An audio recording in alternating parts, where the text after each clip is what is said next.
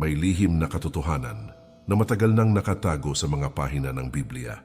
May mga utos na hindi lamang simpleng gabay, kundi susi sa tunay na pagbabago ng buhay. Maraming nakakarinig tungkol sa 10 utos, ngunit kakaunti ang tunay na nakakaunawa sa lalim nito. Bawat salita ng Diyos ay may dalang kapangyarihan na kayang baguhin ang puso at isipan ng tao. Sa sandaling maunawaan ang kahulugan ng mga utos na ito, nagiging malinaw ang landas patungo sa isang makadiyos na pamumuhay. Sa bawat utos na ibinigay ng Diyos, makikita ang kanyang pag-ibig at pagnanais na iligtas ang sangkatauhan. Hindi lamang ito mga batas na dapat sundin, kundi mga paalala kung paano mamuhay ng may kabanalan at paggalang. Maraming Pilipino ang lumaki na naririnig ang mga utos na ito, ngunit madalas ay hindi nabibigyang pansin ang tunay nitong diwa. Kapag ang puso ay bukas sa katotohanan, ang bawat utos ay nagiging ilaw sa gitna ng kadiliman. Ang mensaheng nakapaloob dito ay may kakayahang baguhin ang direksyon ng isang buhay. Bago tayo magsimula, mga mahal kong manonood, iniimbitahan ko po kayo na mag-subscribe sa ating channel para lagi po kayong updated sa mga bagong videos na aking gagawin. Paki-like na din ito at share sa iyong mga kaibigan at baguhin natin ang ating buhay sa pamamagitan ng mga salita ng Diyos. Sa aklat ng John 3 verse 16 nakasulat, "For God so loved the world that He gave His only begotten Son, that whoever believes in Him should not perish but have everlasting life." Makikita sa talatang ito ang sukdulang pag-ibig ng Diyos sa tao na kahit ang kanyang bugtong na anak ay kanyang ibinigay. Dahil sa pag-ibig na ito, ang bawat utos ay nagiging paanyaya upang makalapit ang tao sa Kanya. Hindi layunin ng Diyos na pahirapan ang tao, kundi iligtas at gabayan patungo sa buhay na walang hanggan. Kapag ang mga utos ay sinunod ng may pananampalataya, nagiging buhay na patutuo ang isang tao ng kanyang biyaya. Sa gitna ng magulong mundo, ang 10 utos ay nananatiling matibay na pundasyon ng tama at mali. Bawat utos ay may malalim na kahulugan na higit pa sa literal na interpretasyon. May mga lihim na aral na naghihintay na matuklasan ng sinumang may pusong naghahanap sa Diyos. Ang paglalakbay tungo sa pag-unawa sa mga utos na ito ay isang hakbang papalapit sa tunay na kapayapaan. Ang bawat sandali na ginugugol sa pagninilay ng mga salita ng Diyos ay nagbubunga ng pagbabago na hindi kayang ibigay ng mundo. Una, huwag kang magkakaroon ng ibang Diyos maliban sa akin. Simula pa lamang ay malinaw na ang nais ipabatid ng Diyos tungkol sa tunay na kahulugan ng katapatan sa Kanya. Pagkilala sa Kanya bilang nag-iisang tunay na Diyos, ang pinakapuso ng isang buhay na may matibay na pananampalataya. Walang sinuman o anumang bagay sa mundong ito ang dapat pumalit sa Kanyang lugar sa puso at isipan ng tao. Kapag nalilihis ang atensyon at napupunta sa ibang bagay, unti-unting humihina ang ugnayan sa may kapal na nagbibigay buhay. Isang buhay na nakatuon at nakaangkla sa Diyos ang nagiging matibay kahit pa dumaan sa matitinding pagsubok at paghihirap. Sa bawat araw na lumilipas, hindi maiiwasan ang pagharap sa iba-ibang tukso at hamon na sumusubok sa paninindigan. Pera, tagumpay, kasikatan at sariling kagustuhan ay maaring maging sentro ng buhay kung hindi mag-iingat ang tao. Kapag mas pinahalagahan ang mga ito kaysa sa Diyos, nawawala ang tunay na direksyon at layunin ng pamumuhay. Mas nagiging magaan ang puso at mas malinaw ang pag-iisip kapag ang Diyos ang inuuna kaysa sa lahat ng bagay sa paligid. Pagbibigay ng unang pwesto sa Kanya sa bawat aspeto ng buhay ang susi sa tunay at pangmatagalang kapayapaan ng kalooban. Hindi sapat ang panlabas na pagsunod lamang kung walang kasamang tunay na pagmamahal at pagpapasakop sa Diyos. Paglalaan ng sapat na oras sa panalangin at taimtim na pagninilay ng Kanyang salita ang nagpapalalim ng ugnayan sa Kanya. Sa ganitong paraan ang pananampalataya ay nagiging buhay at makabuluhan at hindi lamang isang nakasanayang gawain. Pagkakaroon ng matibay na paninindigan sa gitna ng tukso ang bunga ng ganitong uri ng malalim na debosyon. Bawat hakbang at desisyon sa buhay ay unti-unting nagiging gabay ng Kanyang banal na kalooban at karunungan. Sa aklat ng Exodus 20 verse 3 nakasulat, "You shall have no other gods before me." Direktang ipinahayag ng Diyos ang Kanyang malinaw na utos na Siya lamang ang dapat kilalanin at sambahin ng buong puso.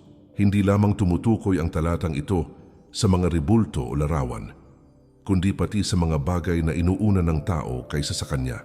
Isang makapangyarihang paalala ang mensaheng ito na ang tunay na pagsamba ay nagmumula sa malinis at tapat na puso.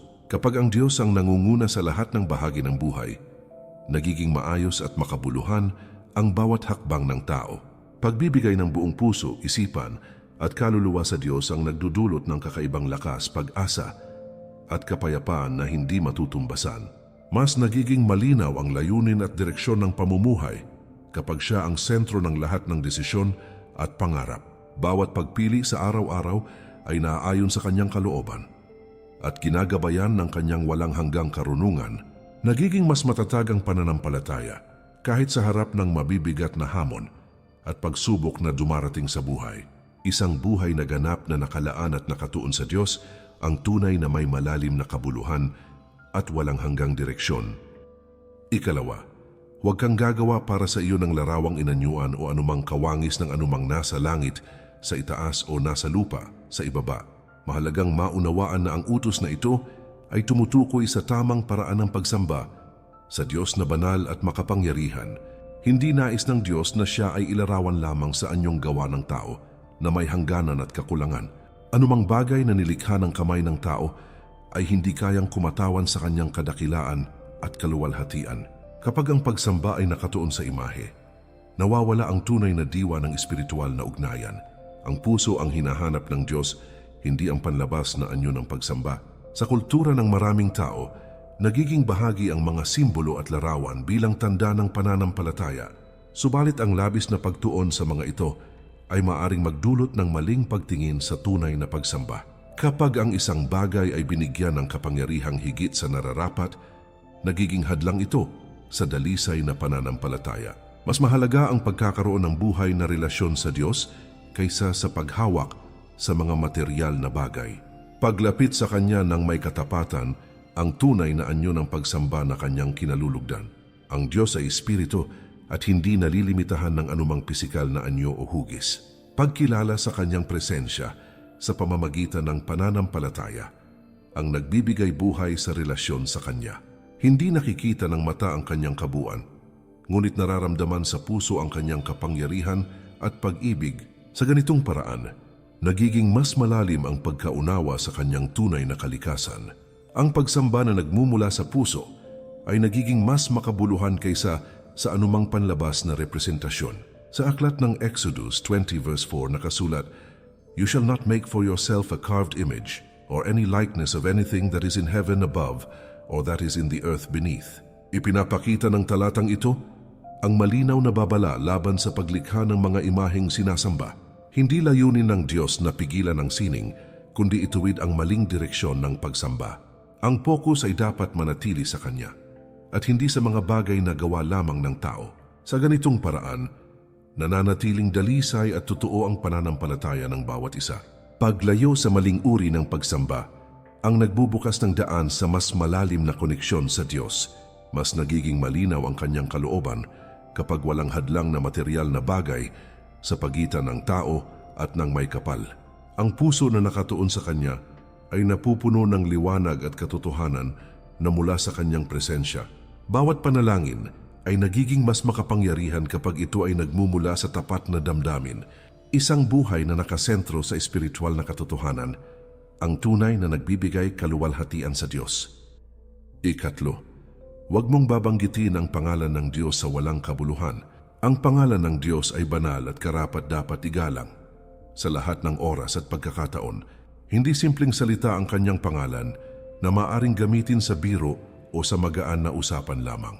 Bawat pagbigkas nito ay dapat may kasamang paggalang, pag-iingat at pagkilala sa Kanyang kadakilaan. Kapag ginagamit ang Kanyang pangalan nang walang kabuluhan, nawawala ang tunay na diwa ng pagrespeto. Pagkilala sa kabanalan ng Kanyang pangalan, ang unang hakbang sa tamang pagsamba. Sa pang-araw-araw na pananalita, maraming pagkakataon na nasasambit ang pangalan ng Diyos nang hindi iniisip ang kahulugan nito. Nagiging bahagi ng ekspresyon ang Kanyang pangalan kahit walang malalim na intensyon.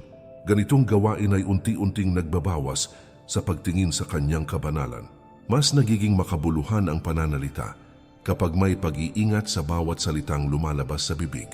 Pagpapakita ng respeto sa Diyos ay makikita rin sa paraan ng pagsasalita ng tao. Hindi lamang sa salita na susubok ang utos na ito, kundi pati sa gawa at pamumuhay. Pagpapanggap na makadiyos, ngunit salungat ang kilos ay isang anyo rin ng paglapastangan sa kanyang pangalan. Kapag ang isang tao ay ginagamit ang Diyos para sa pansariling kapakinabangan, nawawala ang katapatan.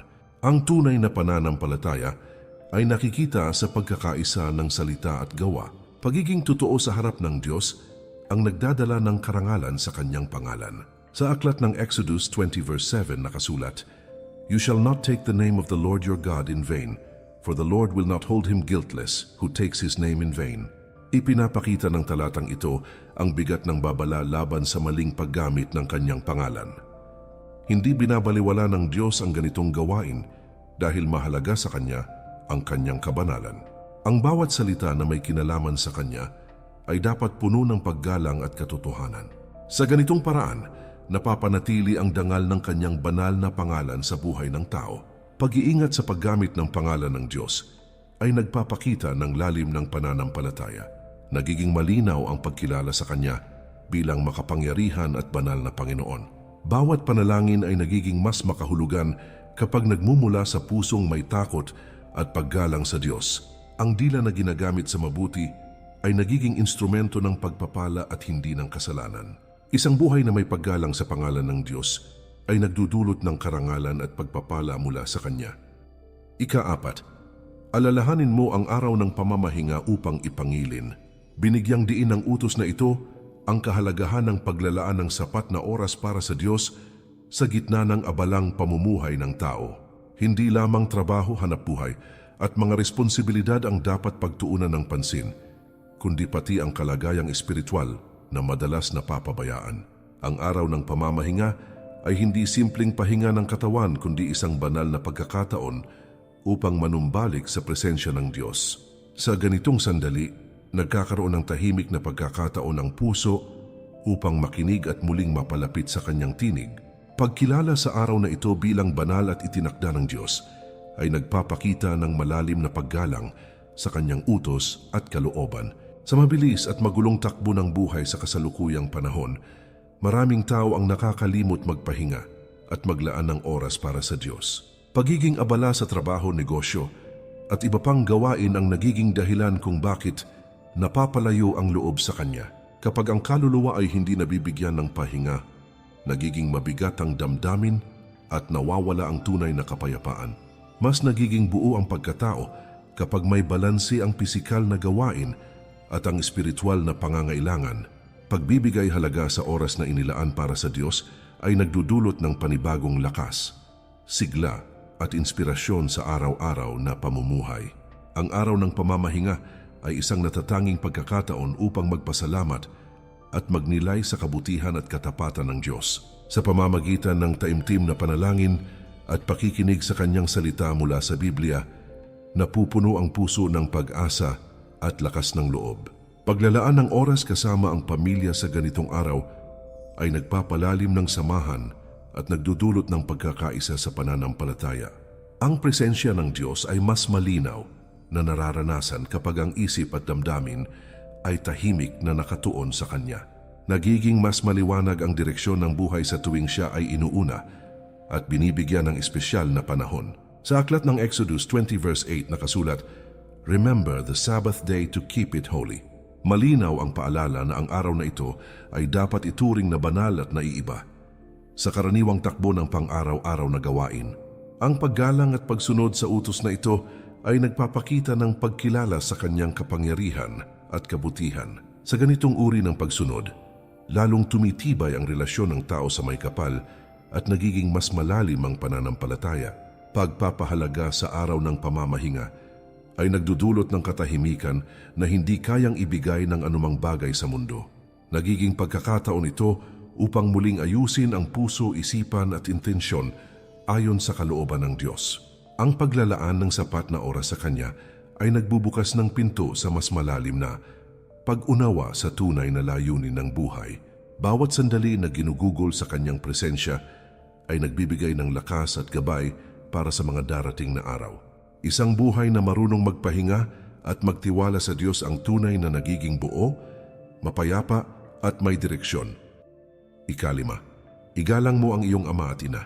Malalim ang kahulugan ng utos na ito sapagkat nakaugat sa pamilya ang unang paghubog ng pagkatao. Sa tahanan unang natutunan ang pag-ibig, paggalang at pananampalataya na dadalhin hanggang sa pagtanda.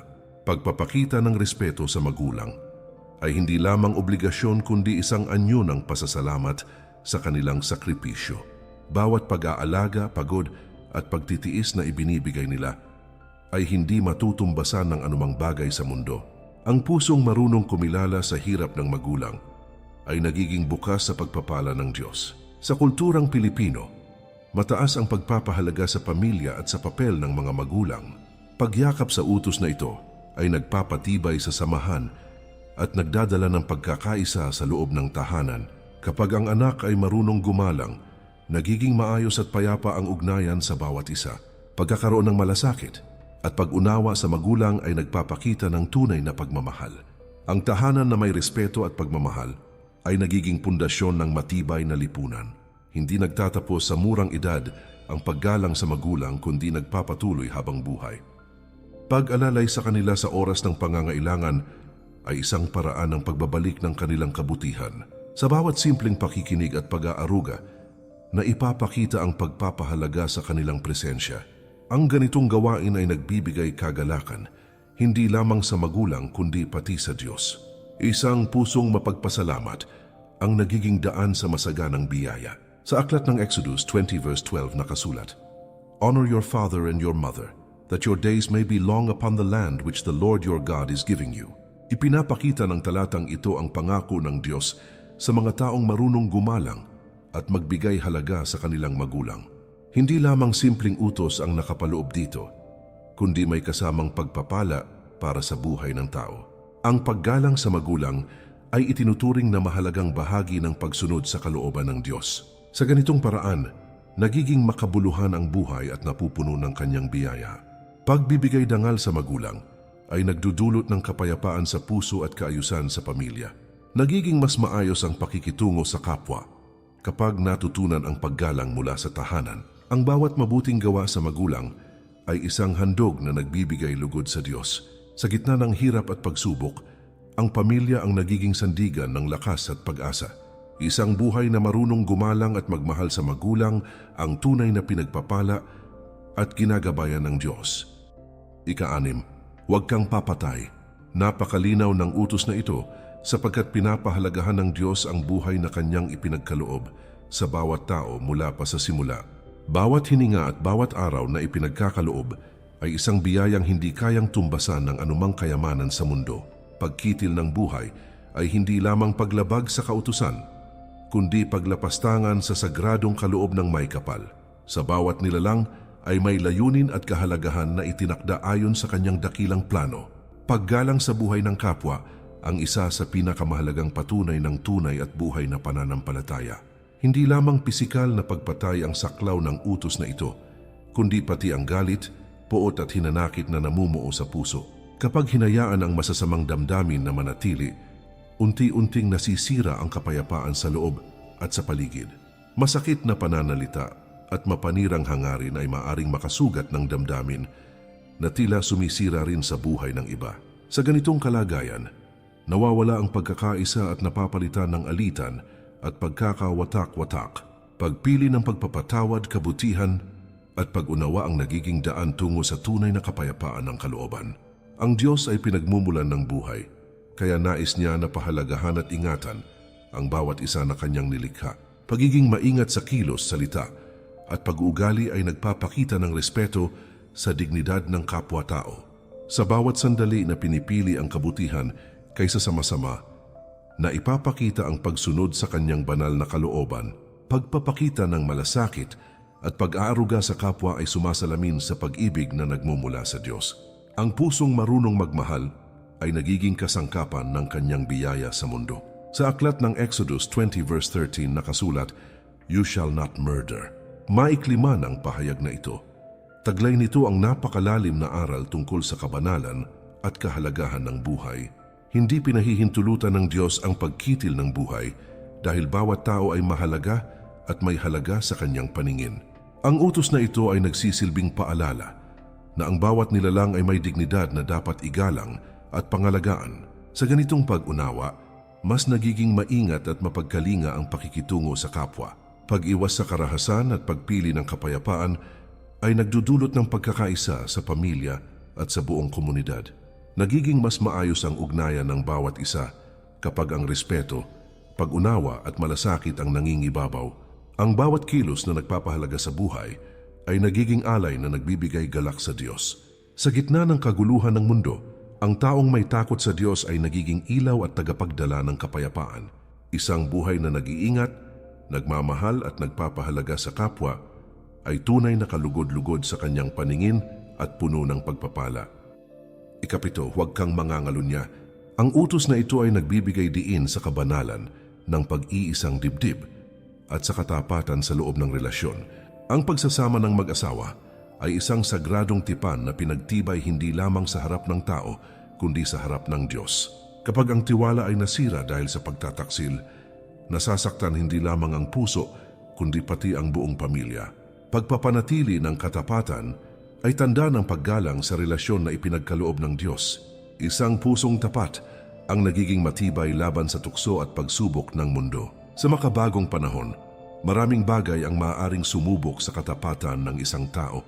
Mga tukso mula sa kapaligiran, media at sariling pagnanasa ay maaaring magdala sa maling landas kung hindi mag-iingat.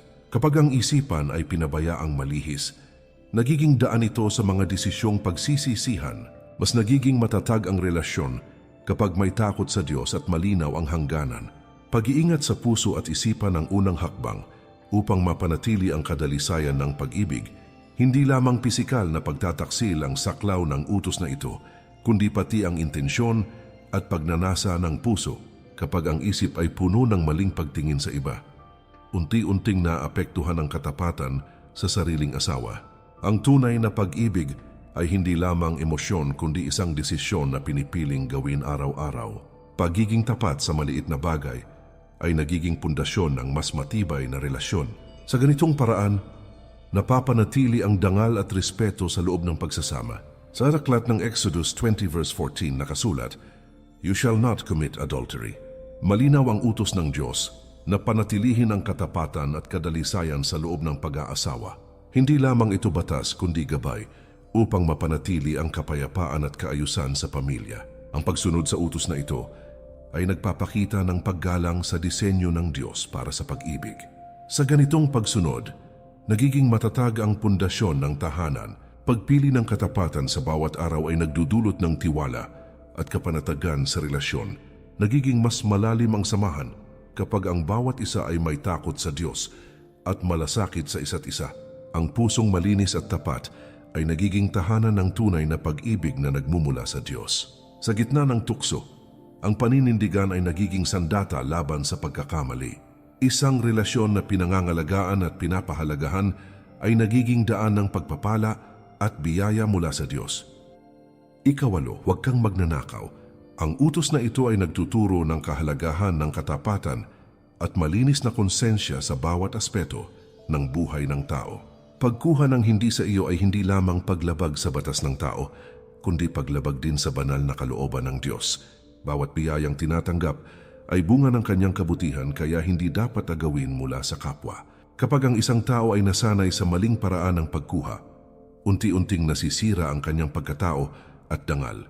Isang pusong tapat at marangal ang nagiging daan sa tunay na kapayapaan at paggalang mula sa iba. Sa pang-araw-araw na pamumuhay, ang pagnanakaw ay maaring mangyari sa iba-ibang anyo na hindi agad napapansin. Hindi lamang ito tungkol sa material na bagay, kundi pati sa oras, tiwala at pagkakataon na dapat igalang. Kapag ang isang tao ay nanlalamang o nandadaya sa kapwa, nawawala ang tiwala at respeto na mahirap ibalik. Mas nagiging marangal ang pamumuhay kapag pinipiling maging tapat kahit walang ibang nakakakita kundi ang Diyos. Ang integridad ay tunay na nasusubok sa mga sandaling walang saksi, kundi ang sariling konsensya at ang may kapal.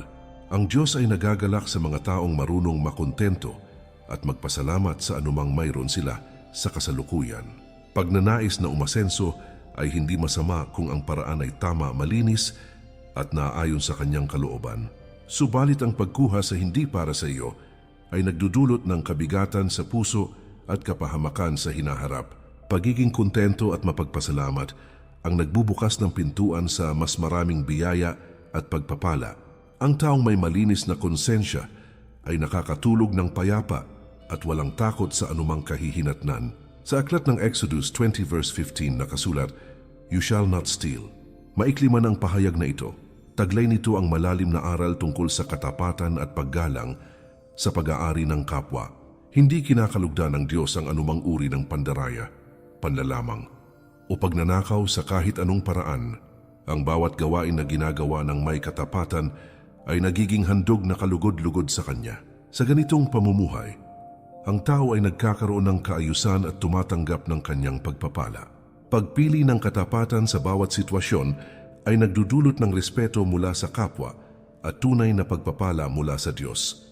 Nagiging maayos ang samahan sa komunidad kapag ang bawat isa ay may malasakit at paggalang sa pag-aari ng iba. Ang pusong marunong magbigay, tumulong at maging patas ang tunay na pinagpapala ng may kapal. Sa gitna ng tukso na gumawa ng mali, ang matibay na paninindigan ang nagsisilbing gabay tungo sa tama. Isang buhay na tapat, malinis at marangal ang tunay na nagbibigay karangalan sa Diyos at nagiging inspirasyon sa kapwa. Ikasiyam, huwag kang magsisinungaling laban sa iyong kapwa. Binibigyang diin ng utos na ito ang napakahalagang papel ng katotohanan sa bawat salita at pahayag ng isang tao. Ang kasinungalingan ay may kakayahang sirain ang tiwala na matagal at maingat na binuo sa pagitan ng magkakapwa. Bawat salitang binibigkas ay may kapangyarihang magtayo ng mabuting relasyon o magwasak ng pagkakaunawaan. Kapag ang isang tao ay nasanay sa pagsisinungaling, unti-unting nawawala ang kanyang kredibilidad at dangal. Isang pusong tapat sa katotohanan ang nagiging matibay, maaasahan at kalugod-lugod sa harap ng Diyos. Sa pang-araw-araw na pakikisalamuha, maraming pagkakataon na sinusubok ang katapatan at integridad ng isang tao. May mga sitwasyon na tila mas madali ang pagsisinungaling upang makaiwas sa pananagutan o kahihiyan. Subalit ang bawat kasinungalingan ay nagdudulot ng mas mabigat na problema at komplikasyon sa hinaharap. Mas nagiging magaan ang kalooban kapag pinipiling magsabi ng totoo kahit ito ay mahirap at masakit tanggapin. Ang katotohanan ay nagdudulot ng kalayaan sa puso, isipan at konsensya ng tao. Hindi lamang salita ang saklaw ng utos na ito, kundi pati ang intensyon, layunin at laman ng puso ng tao. Pagpapakalat ng maling balita, paninira o panlilinlang sa kapwa ay malinaw na paglabag sa utos ng Diyos. Kapag ang reputasyon ng isang tao ay sinira sa pamamagitan ng kasinungalingan, nagdudulot ito ng matinding sakit at hidwaan.